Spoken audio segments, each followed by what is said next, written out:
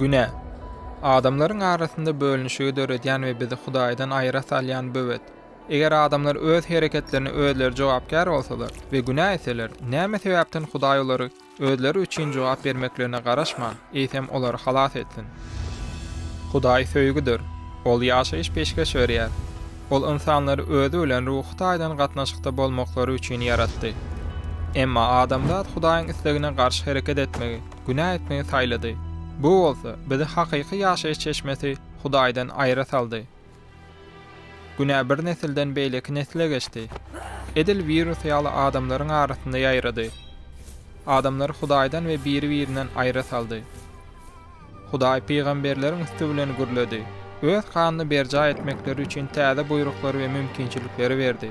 Emma adamlar hemişe olary bozdular. Günäniň muzdy bizi Hudaýdan aýra salýan ölümdir.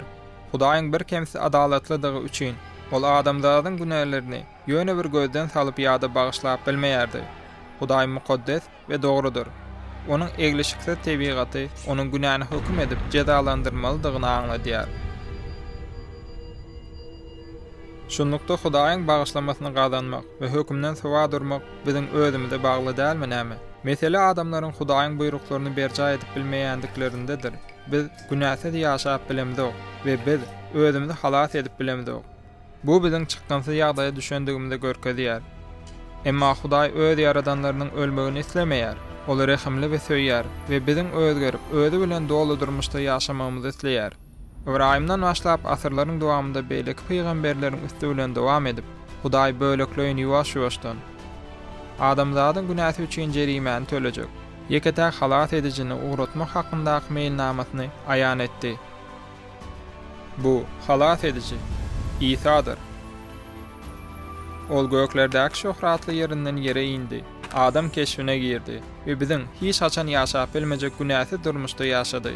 Soňra İsa meýletinlik bilen biziň günälerimizi özüne aldy we biziň üçin berilmeli ölüm jezasyny bir gezekde we hemişelik çekdi.